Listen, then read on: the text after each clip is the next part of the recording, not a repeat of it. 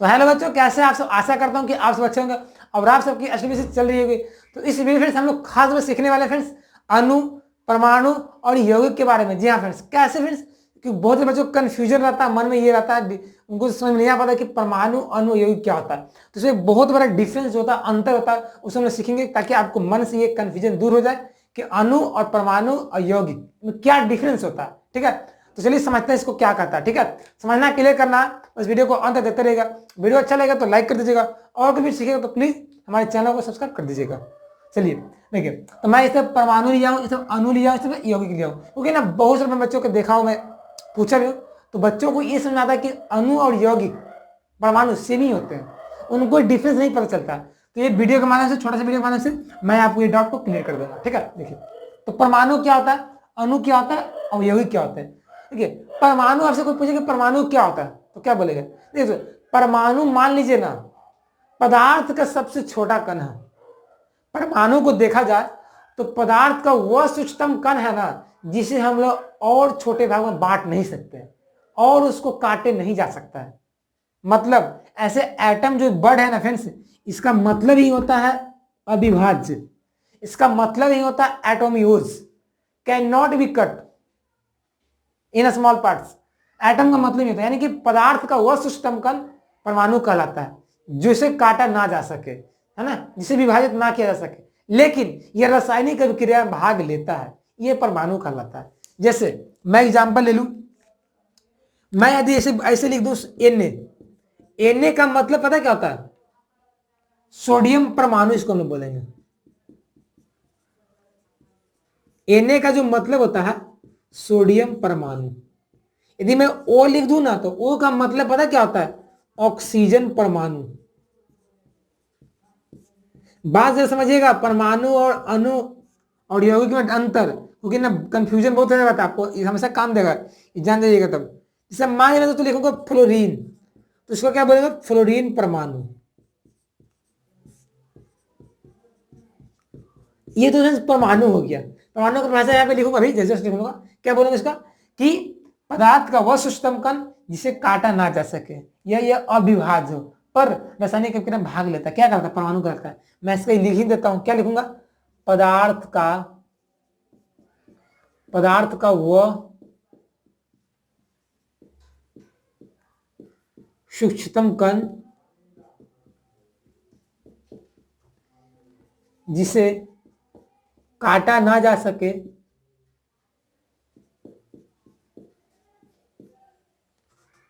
पर यह रासायनिक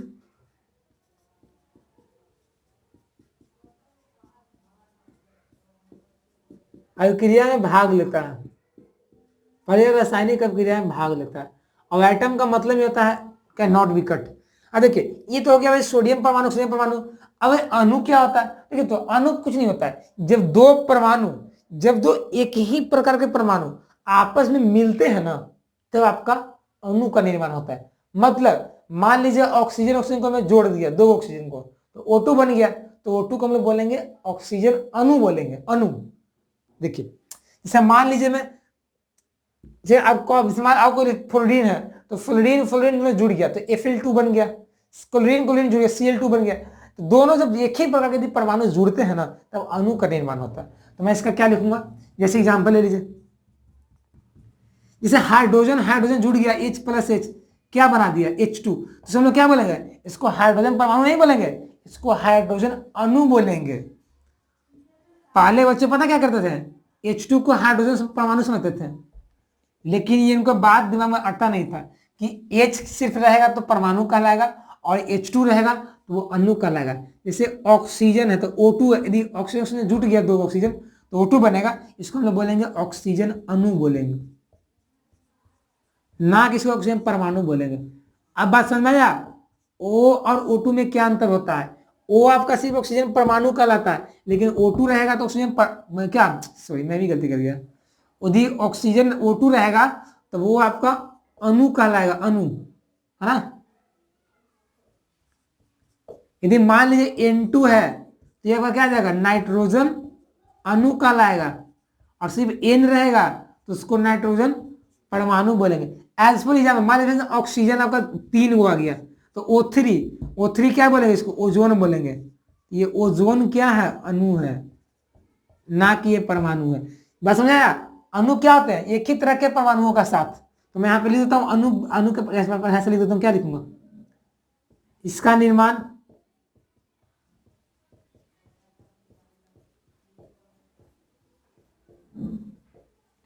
एक ही प्रकार के परमाणुओं को मिलने से होता है। इसका एक ही प्रकार के परमाणुओं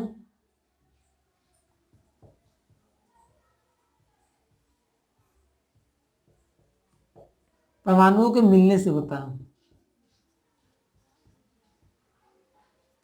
अणु का निर्माण हो गया, ठीक है। अब बात आता है यौगिक का था, तो यौगिक क्या दोस्तों, यौगिक कुछ नहीं दोस्तों, आपका जब यदि अलग अलग, जैसे अणु में क्या हुआ था, एक ही तरह के परमाणु मिल रहे थे, हाइड्रोजन 2 गो, ऑक्सीजन 2 गो, नाइट्रोजन 2 गो।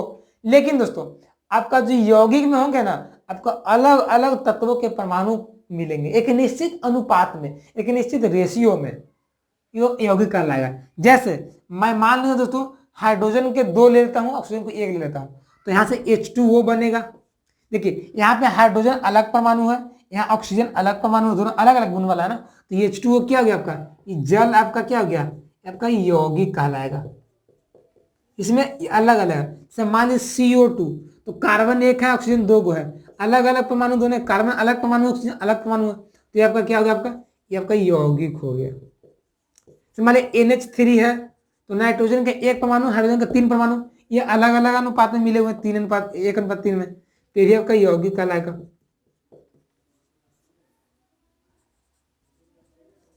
NaCl आपका यौगिक हो जाएगा, है ना, आपका PH3 हो जाएगा, SO2 हो गया। तो इसका आपका क्या यौगिक है, इसका क्या आपका यौगिक है। यौगिक क्या बनता है, जब अलग अलग तत्वों के परमाणु एक निश्चित अनुपात में मिलते हैं तब बनता है। और अणु कब बनता है, जब एक ही तरह के परमाणु मिलते हैं, एक ही तरह के परमाणु, है ना। तो ये आपका देखिए साफ पर्दाफाश हो गया ना, O2 और CO2 में क्या अंतर है, सब आपका हो गया। तो मैं यहाँ पे लिख देता हूँ इसका भी, जब विभिन्न प्रकार के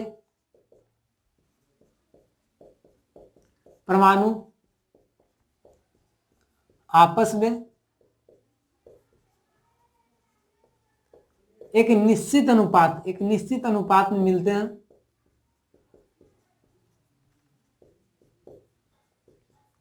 तब आपका क्या होता है, यौगिक का निर्माण होता है। जैसे यहाँ पे देख सकते हैं दोस्तों कि यौगिक का आपका हाइड्रोजन H2O का देखिएगा, तो 2:1 में है। CO2 का देखिएगा तो आपका 1:2 में है ना। यहाँ पे कार्बन का 1 है ना, ऑक्सीजन का 2 है। यहाँ पे हाइड्रोजन का 2 है, ऑक्सीजन का 1 है। यहाँ पे नाइट्रोजन का 1 है, हाइड्रोजन का 3 है। यहाँ पे 1:1, यहाँ पे आपका 1:3 है, यहाँ आपका 1:2 है। तो सब एक अनुपात में मिल रहे हैं। लेकिन यदि देखा जाए अणु में तो कोई अनुपात की चर्चा नहीं होता है, डायरेक्टली दोनों जुड़ जाते हैं एक ही तरह का। तो इस तरह से फ्रेंड्स आपका अणु, परमाणु और यौगिक में डिफरेंस जो था मैंने आपको बता दिया, क्योंकि अब कंफ्यूजन नहीं रहना चाहिए बच्चे ना। परमाणु और अणु में ज्यादा कंफ्यूजन रहता है, उनको समझ में नहीं आता है, तो सब कंफ्यूजन को दूर कर लीजिए, ठीक है। तो कैसा लगा आज का क्लास, अच्छा लगा ना, इंटरेस्टिंग लगा ना, कुछ अलग तरह का था, तो प्लीज ये वीडियो को लाइक करेंगे और चैनल को फटाफट शेयर कर देंगे, सब्सक्राइब कर देंगे, क्योंकि हमारे चैनल पे ऐसे मतलब वीडियोज आते रहते हैं जो बच्चों को कंफ्यूजन से रिलेटेड सवाल रहते हैं। और साथ साथ हमारे चैनल पे सब जानते हैं कि क्लास 10, 11 एंड 12 की लगातार तैयारियां कराई जा रही है फ्री ऑफ कॉस्ट, इसलिए हमारे चैनल से जुड़े रहें, ठीक है। और फ्रेंड्स कोई समस्या हो इस वीडियो से रिलेटेड तो कमेंट करिए, उसमें आपको जवाब दूंगा, ठीक है। चलिए मिलते हैं नए वीडियो में, तब तक के लिए बनेगा। जय हिंद, जय Bharat, take care, bye, best of luck.